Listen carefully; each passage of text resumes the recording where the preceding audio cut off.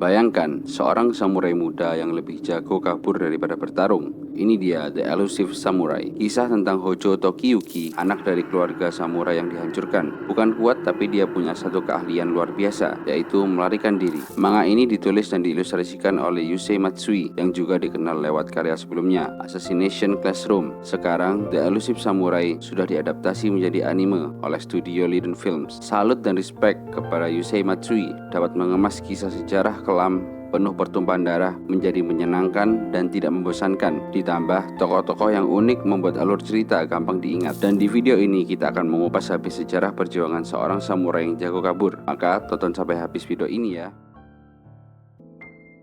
Hojo Tokiyuki adalah pewaris terakhir klan Hojo, keluarga kuat yang mengendalikan Jepang melalui Keshogunan Kamakura. Ayahnya, Hojo Takatoki, adalah pemimpin terakhir klan ini. Namun kekuasaan mereka dihancurkan dalam pemberontakan besar pada tahun 1333. Di usia yang muda, Tokiyuki terpaksa melarikan diri, meninggalkan kehormatan keluarganya yang hancur. Dalam pelariannya, Tokiyuki diselamatkan oleh Suwa Yorishige, seorang pendeta misterius dari kuil Suwa di Shinano. Yorishige yang dikenal dengan kemampuan ramalannya melihat potensi besar dalam diri Tokiyuki. Yorishige berjanji untuk melindungi dan membimbing Tokiyuki, mempersiapkan untuk merebut kembali kehormatan keluarganya yang hilang. Bersama sekutu-sekutu lainnya, mereka memulai perjalanan panjang yang penuh rintangan dan bahaya.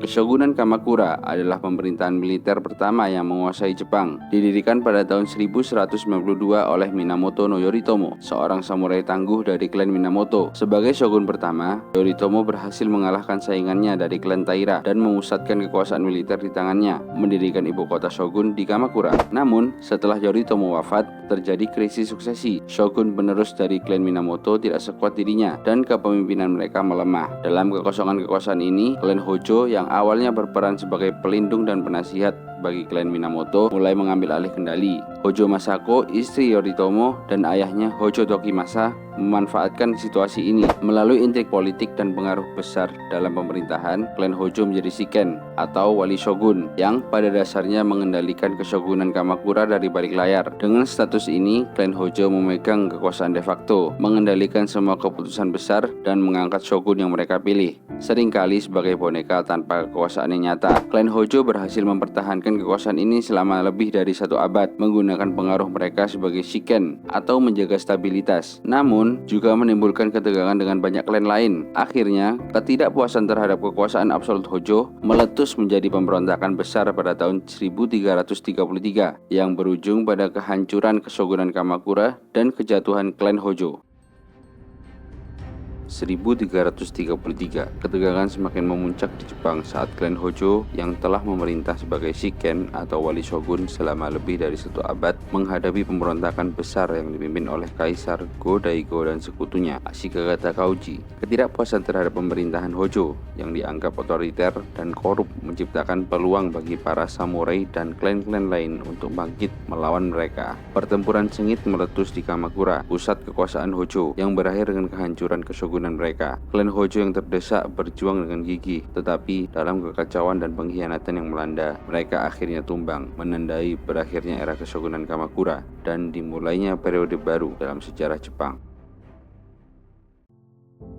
Di Jepang pada masa feodal terdapat 2 entitas penting dalam struktur kekuasaan, yaitu kaisar dan shogun. Kaisar adalah pemimpin simbolis dan spiritual negara, dianggap sebagai keturunan dewa dalam tradisi Shinto. Meskipun posisinya sangat tinggi, kekuatan politik kaisar seringkali terbatas, terutama selama era shogun, di mana shogun mengendalikan pemerintahan dan militer sebagai pemimpin de facto. Sementara itu, shogun adalah pemimpin militer yang memiliki kekuasaan nyata atas pemerintahan dan keputusan strategis. Mereka berasal dari klan-klan samurai dan biasanya menguasai kekuatan militer, sedangkan kaisar berfungsi sebagai simbol negara saja. Salah satu tokoh kunci dalam sejarah Jepang adalah Ashikaga Takauji, seorang samurai yang dikenal karena perannya dalam pemberontakan melawan klan Hojo. Awalnya ia adalah orang dalam di Keshogunan Kamakura, tapi bukan dari klan Hojo, melainkan dari klan Ashikaga yang merupakan cabang dari klan Minamoto yang mana memiliki hubungan dengan klan Hojo. Nah, setelah Hojo jatuh, Takauji bersekutu dengan Kaisar Go-Daigo yang bertujuan untuk mengembalikan kekuasaan kaisar yang telah terpinggirkan selama era shogun. Kemudian Takauji melihat kesempatan untuk membangun kekuasaannya sendiri, sekaligus mengembalikan kaisar ke posisi yang lebih kuat.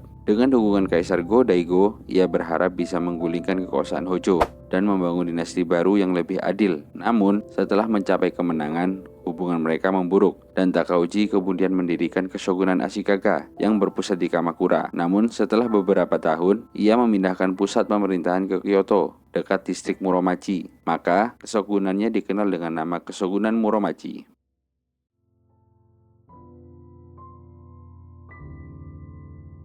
Kamakura diserang dari segala arah dan banyak anggota klan Hojo yang tewas. Namun, salah satu pewaris terakhir klan, yaitu Hojo Tokiyuki, berhasil melarikan diri dari kehancuran itu. Dalam pelariannya, Tokiyuki bersembunyi di wilayah Shinano, di mana ia bertemu dengan seorang pendeta bijaksana dan misterius bernama Suwa Yorishige. Suwa Yorishige bukanlah sekedar pendeta biasa. Ia adalah kepala kuil Suwa dan pemimpin klan Suwa yang berpengaruh di Shinano. Yorishige memiliki reputasi sebagai sosok yang bijaksana dan mampu meramalkan masa depan. Ia melihat sesuatu yang luar biasa dalam diri Tokiyuki, sebuah potensi untuk mengembalikan kehormatan keluarganya yang hilang. Sebagai seorang pelindung yang setia, Yorishige menawarkannya perlindungan, melatihnya dalam seni bertahan hidup, dan membantu Tokiyuki membangun kekuatan secara diam-diam. Dengan bimbingan Yorishige, Tokiyuki tidak hanya menemukan tempat persembunyian, tetapi juga mendapatkan arah baru untuk hidupnya. Di bawah pengawasan pendeta yang penuh karisma ini, Tokiyuki mulai mempersiapkan diri untuk perjalanan panjang menuju balas dendam dan pemulihan kehormatan klan Hojo.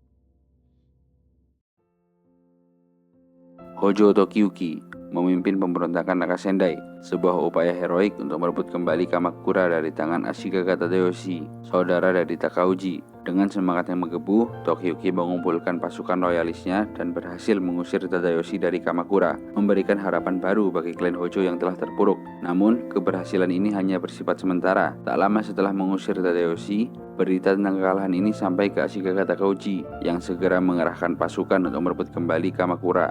Kekuatan Ashikaga yang terorganisir dan jumlah pasukan yang lebih banyak membuat Tokiyuki terpaksa mundur. Pemberontakan Naga Sendai berakhir dengan kegagalan dan Tokiyuki sekali lagi harus melarikan diri.